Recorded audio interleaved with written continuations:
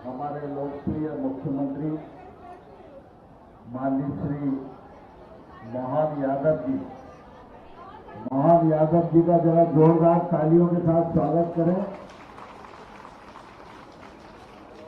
और महिलाओं के स्वभाव में चर्चा करना रहता है, थोड़ा चर्चा बंद करें।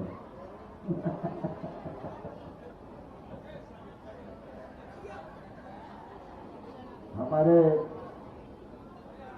ग्वालियर लोकसभा के प्रत्याशी आदरणीय श्री भारत सिंह जी, आदरणीय बाबू साहब, आदरणीय शिवशंकर साहब, आदरणीय नारायण सिंह जी, आदरणीय विमललाल गोयल जी, बहन निगर्ती जी, बहन सदस्य गुप्ता जी, अभय चौधरी साहब, जयसिंह जी, यूरिमा सिंधु जी, करुणा जी, सुमन जी, खुशबू जी, और अवसर पर मंच पर विराजमान हमारी सभी बहन पदाधिकारी गण और इस कार्यक्रम में उपस्थित सभी हमारी मातृशक्ति की प्रतीक प्रतिनिधि बहनें, आज ये कार्यक्रम नवरात्रि के पूर्व संपन्न हो रहा है। कल सवेरे घट स्थापना होगी, तो नवरात्रि के इस पावन पर्व की मैं आप सबको हृदय से बहुत बहुत शुभकामनाएं देता हूं, बहुत बहुत बधाई देता हूं। आप सब इस बात को भली भांति जानते हैं कि भारतीय जनता पार्टी नरेंद्र मोदी जी का नेतृत्व और भारतीय जनता पार्टी की राज्य सरकार ने बहनों को हमेशा प्राथमिकता देने का काम किया है। आज लाडली लक्ष्मी की बात आती है तो उसमें बहन है, लाडली बहना की बात आती है उसमें भी बहन है, राष्ट्रीय आजीविका परियोजना की बात आती है उसमें भी बहन है, नगरीय निकाय और पंचायती राज संस्थाओं में 50% आरक्षण की बात आती है तो उसमें भी बहन है। और अब तो नरेंद्र मोदी जी ने अगले चुनाव से लोकसभा और विधानसभा में भी 33% आरक्षण कर दिया है, इसमें भी हमारी बहन केंद्र में है। और इसलिए बहुत कुछ लंबा कहने की आवश्यकता नहीं है। हमारे मुख्यमंत्री जी हम सबके मध्य हैं, वो बहनों के लिए भी काम कर रहे हैं और मध्य प्रदेश में सरकार भी बेहतरीन ढंग से संचालित कर रहे हैं। मैं इस अवसर पर आप सबकी ओर से उनका हृदय से बहुत बहुत स्वागत करता हूं, बहुत बहुत अभिनंदन करता हूं। लंबी बात न करते हुए मैं 2-3 नारे लगवाऊंगा आपको और उसके बाद मुख्यमंत्री जी को आमंत्रित करेंगे, क्योंकि 10 बजे उनकी भोपाल में बैठक है। भारत माता की, इतने से काम नहीं चलेगा। और धीमा नारा लगा तो फिर मुख्यमंत्री जी मना भी कर देते हैं बोलने से।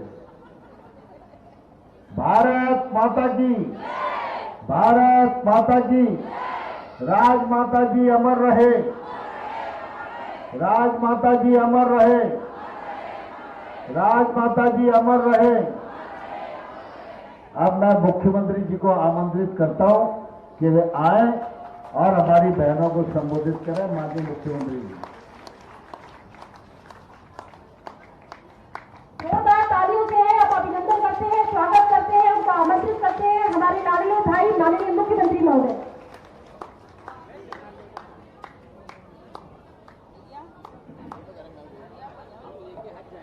ग्वालियर की पुण्य भूमि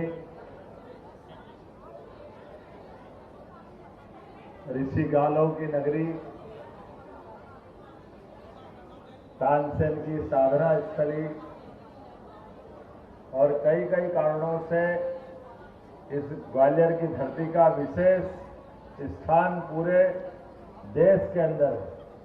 और ऐसे में हमारी अपनी बहनों के नारी शक्ति वंदन कार्यक्रम में अभी अभी जिनने हमारा मार्गदर्शन किया हम सबके अत्यंत श्रद्धा के केंद्र मध्य प्रदेश शासन के सभापति, मध्य प्रदेश विधानसभा के सभापति और राष्ट्रीय स्तर पर कृषि मंत्री रहे, ऐसे कई जवाबदारी के अलग अलग दौर से निकल करके बहुत छोटे से छात्र राजनीति से शुरू करके देश के सर्वोच्च स्थान तक पहुंचे। जोरदार ताली बजाएं नरेंद्र सिंह जी तोमर के लिए।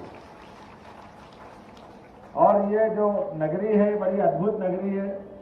स्वर्गीय राजमाता सिंधिया, जिनका हम स्मरण करते तो लगता है कि हाँ, हमारे लिए मां स्वरूपा, देवी स्वरूपा एक ऐसी हमारी नेत्री रही है जिन्हें जनसंघ के जमाने से राज परिवार से निकल करके भी, लेकिन आन बान शान के लिए, उस समय तो कांग्रेस की प्रचंड बहुमत की सरकार, पूरे देश में कांग्रेस का बोलबाला था, लेकिन अपने स्वाभिमान पे आने वाली आंच के कारण से मध्य प्रदेश की सरकार को बदल करके स्त्री शक्ति का सबसे बड़ा प्रमाण अगर दिया है तो संवित सरकार बना के दिया। अभिनंदन करें उस दौर के लिए, अपनी माता बहनों के लिए।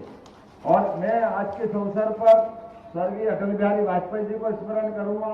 हमारे बीच में स्वर्गीय सेजवलकर जी को स्मरण करूंगा, जिनने अपने पुण्य से इस पार्टी के अंदर अपनी बड़ी ऊर्जा के साथ, अटल जी हो, सेजवलकर जी हो, शीतला सहाय जी हो।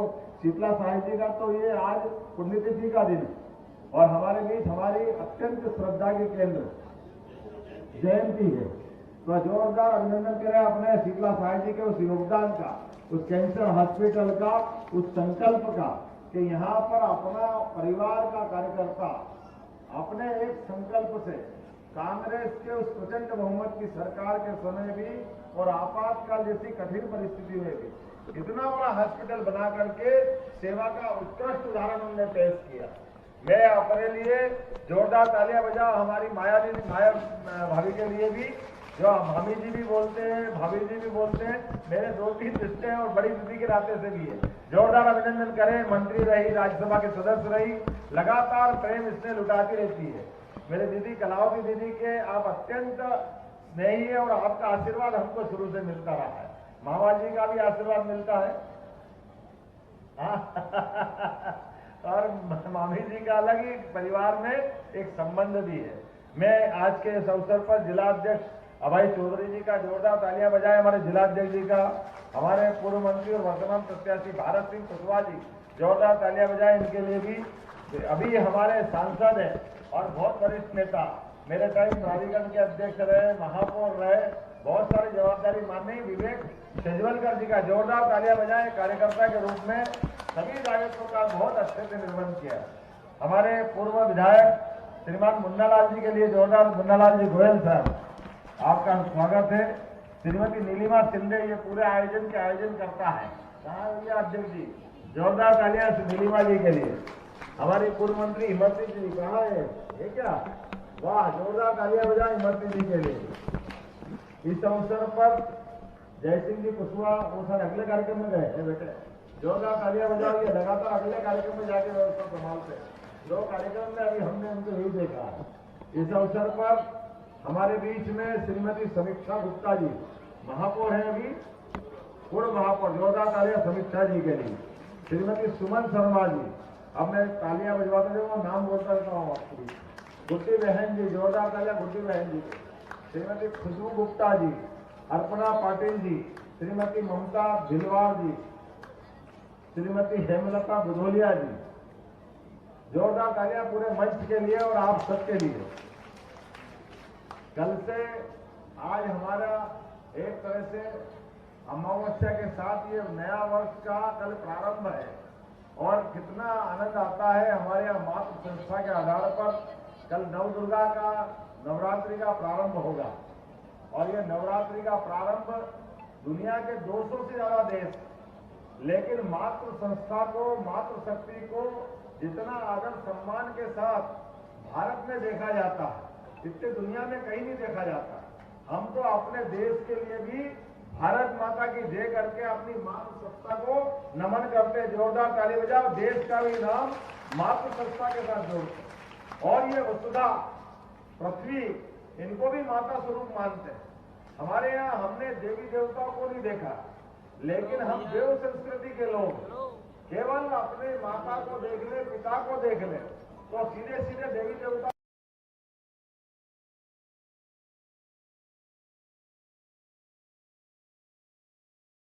से जुड़ जाते हैं। हमारा अपना प्रेम का संबंध, हमारे जीते जी हमारी संस्था, ये जो परिवार इकाई है, इस परिवार इकाई का सबसे आधारभूत ताकत अगर कोई है दुनिया में कहीं नहीं है। ये एकमात्र जगह है अपने भारतीय उपमहाद्वीप में कि जहां हमारी मातृ संस्था के आधार पर पूरा परिवार इकट्ठा रहता है। 2 भाई का परिवार हो, 3 भाई का परिवार हो, लेकिन संयुक्त परिवार के अंदर एक एक बच्चे का भोजन मिल जाए, बनाने की पूरी जवाबदारी माता की है, लेकिन खाने का मौका आए तो आखिरी तक बचे या न बचे, लेकिन परिवार का सुख देख करके उनका पेट अपने आप भरा जाता है। आपको नमन करता, आपको प्रणाम करता। और देश का इतिहास भी ऐसा है कि जब जब बाबा भोलेनाथ में महाकाल की नगरी से आता हूं, बोले जय श्री महाकाल, बाबा महाकाल भी हाथ टेक दे, आशीर्वाद दे दे भोले भंडारी, चाहे जिसको वो ऐसे भोले भंडारी है, और जो आशीर्वाद ले जाए वो बाबा को ही भस्म करने के लिए आ जाए। बाबा भी जब थक जाए, मां जगदम्बा निकल के आती है, काली कराल कंकालों की माला लेकर के, जब रणचंडी बनती है त्रिशूल हाथ में लेकर के, तो दुनिया धमक जाती है, सृष्टि थर्रा जाती है। मां के काल के कपाल पर शक्ति की आराधना का जो पर्व बनता है वो नवरात्रि की याद दिलाता है, और आप सबको प्रणाम करने की इच्छा होती है, वो वंदन करने के लिए, अभिनंदन करने के लिए। आपके अंदर अप्रतिम साहस, धैर्य, निष्ठा, शक्ति क्या नहीं है माताओं के पास। इसलिए इस देश में सदैव जगदम्बा की पूजा होती है। इसलिए सदैव इस देश में हमारे यहाँ तो साल में एक बार अगर धन भी चाहिए तो लक्ष्मी माता की बिना नहीं आता है, हम सबको मालूम है।